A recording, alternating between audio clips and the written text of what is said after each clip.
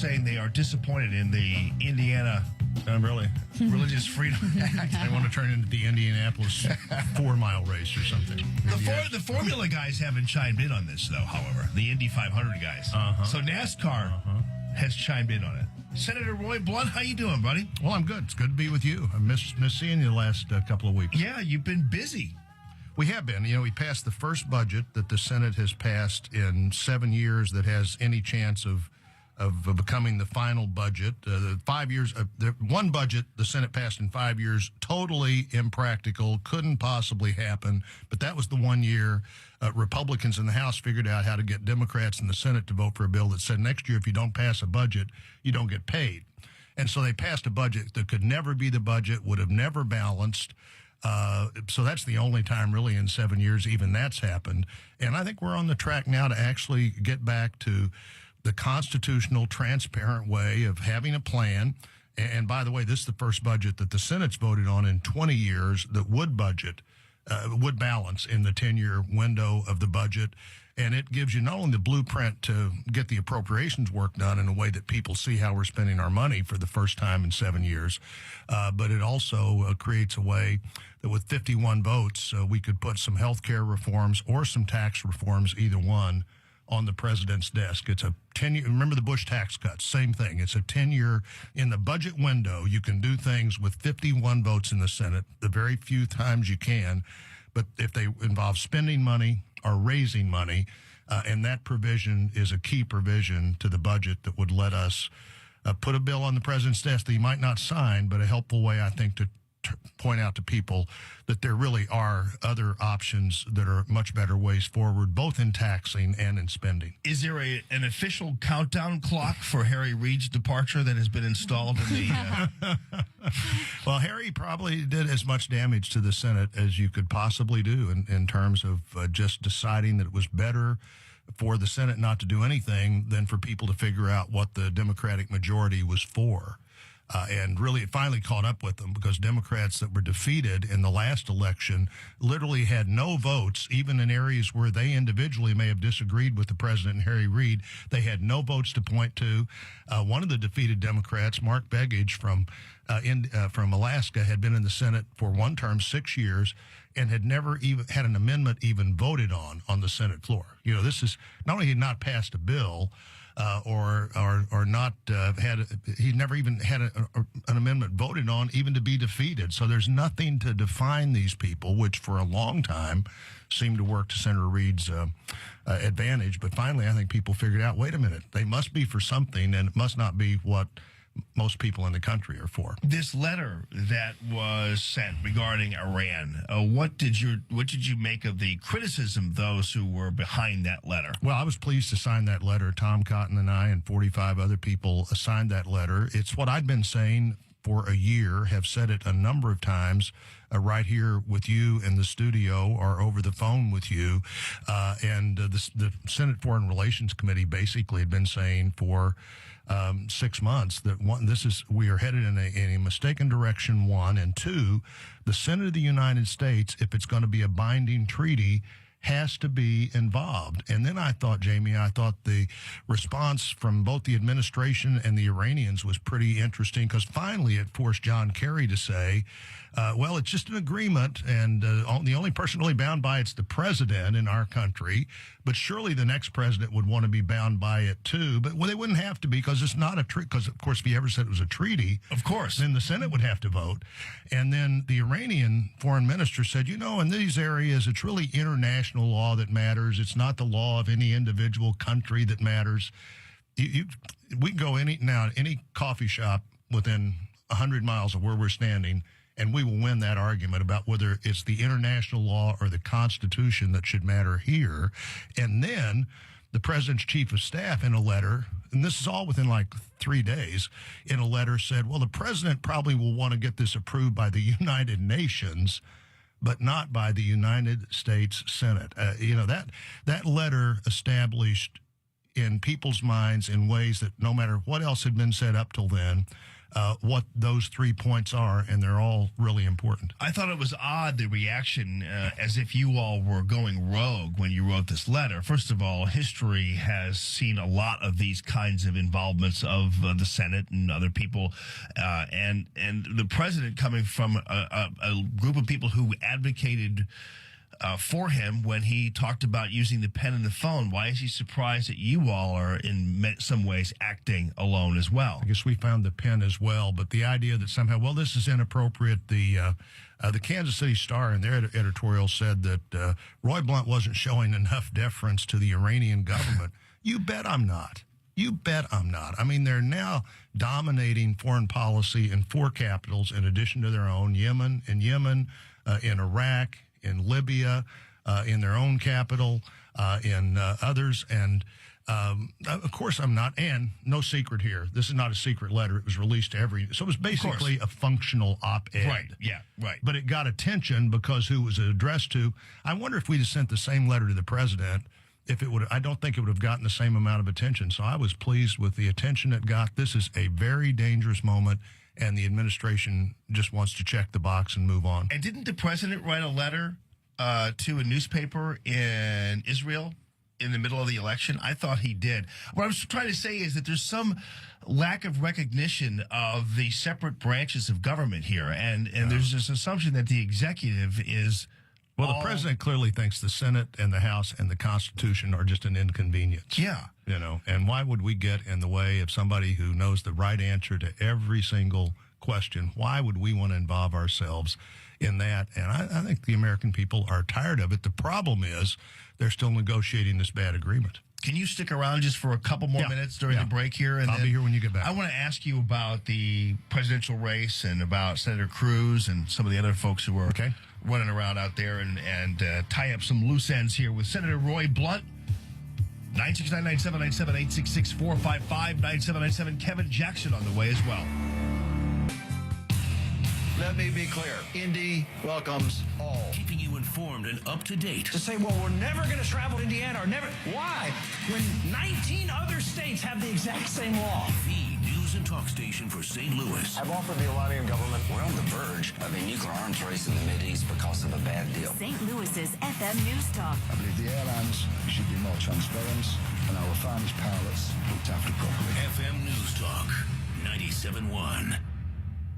The Lightning Round, brought to you by Hair Saloon. Because sometimes the man everyone depends on needs a place of his own to depend on. Every time he sits in one of our chairs. Hair Saloon, for men against the grain. Visit hairsaloon.com for a saloon near you. Allman in the morning. Common Sense Radio. Good morning, you bunch of drunks. Good morning this morning, 7:37, and happy Wednesday to all of you. Senator Roy Blunt in the studio with us. What'd you think of Ted Cruz's speech at Liberty University announcing he's running for prez? Well, you know, it was an interesting place to decide to have that speech, I thought. He's probably the first guy to announce for president in southwestern Virginia in a long time. But you know, had an audience there that was, you know, like me, agrees with him on many of the issues about religious freedom and the social fabric of who we are. So, you know, Ted Cruz, Marco Rubio, Rand Paul, I think Lindsey Graham, 4 of my colleagues are going to be running for president, and they're all friends of mine, and that's probably a good reason for me to stand back a little bit this time and sort of see what happens. I think what's interesting, though, is that our side, the conservative side of this discussion, has a bunch of people generally in their mid-40s to early 50s, with a couple of people in their early 60s, but generally our side is sort of the vigorous, the Scott Walkers, the Marco Rubios, the Ted Cruzes, debating the issues of the country, and the other side, there's people who clearly have just talking about the same things they've been talking about for a long time. Yeah, and I noticed that with Senator Cruz, I thought that, you know, even though people, I guess, automatically portray him as some kind of nut or whatever,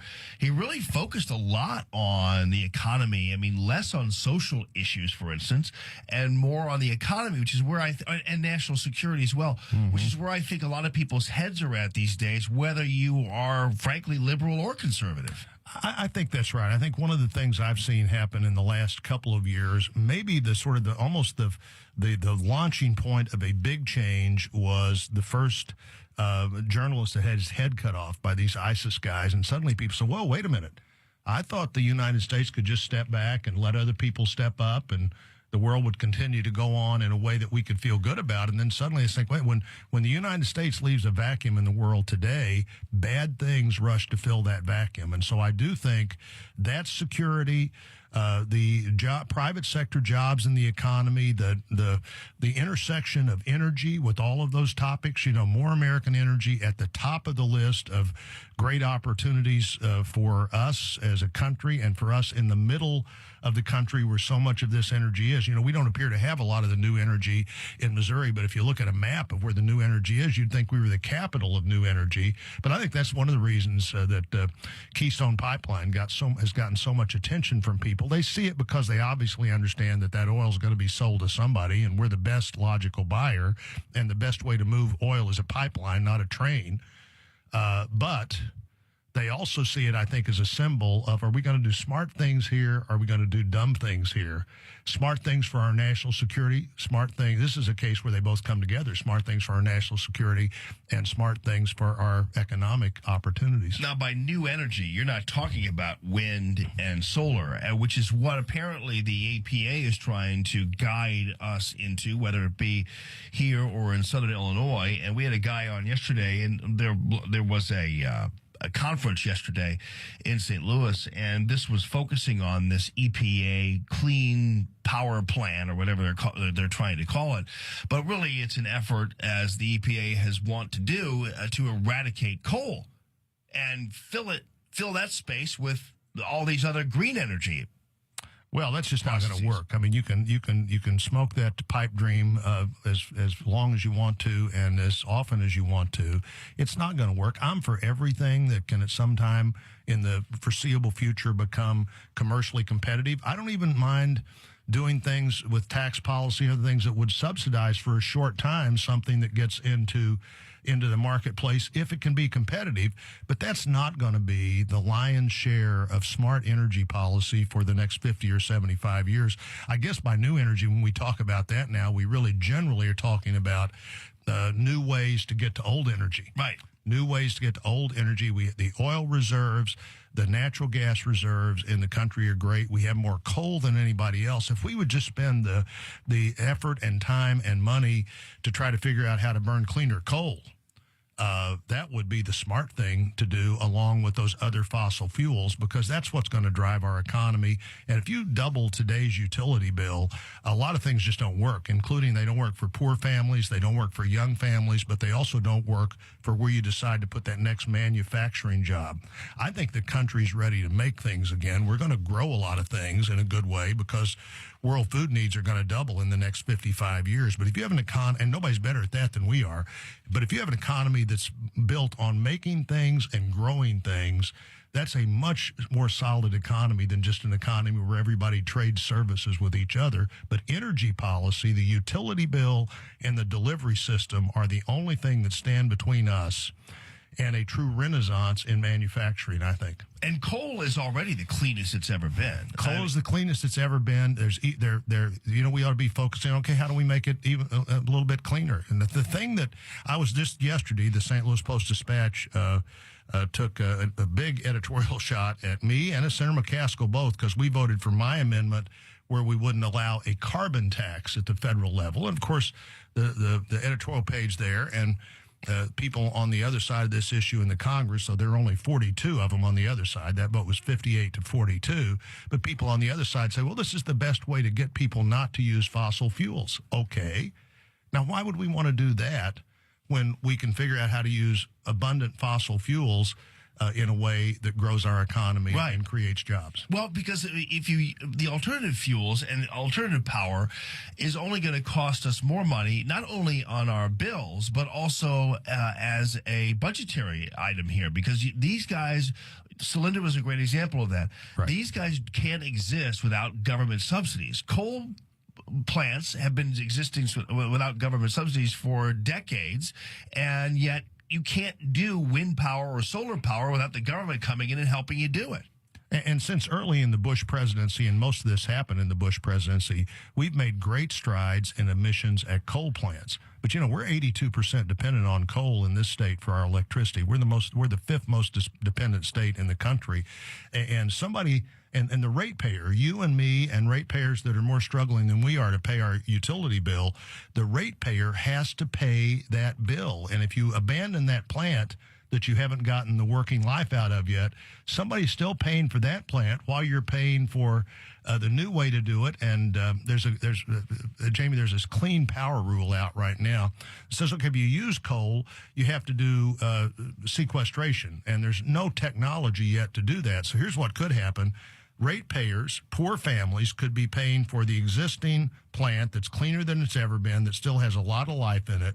Then they could be paying for the effort to do what the EPA says there's no science to do, because then if that doesn't work, and then they could be paying for the third thing you have to do to meet the EPA's unreasonable regulations. So you're paying for 3 power plants instead of 1. Your bill is, one estimate on cap and trade in our state was the bill would have gone up by 80% in 10 years. 80% in 10 years. A lot of, just think of the boost families got when gasoline prices went down. You reverse that right if you allow people's utility bills to double. Oh, come on, Senator. It'll be just like Christmas. It's going to be like Christmas. Just like Christmas. All right, Senator Blunt, thank you so much for being with us. Happy Easter to you and your lovely family as well. Happy Easter to you all. Good to be with you. All right, we'll follow you on Twitter, too, and we'll put that link up there on the electric stove for you.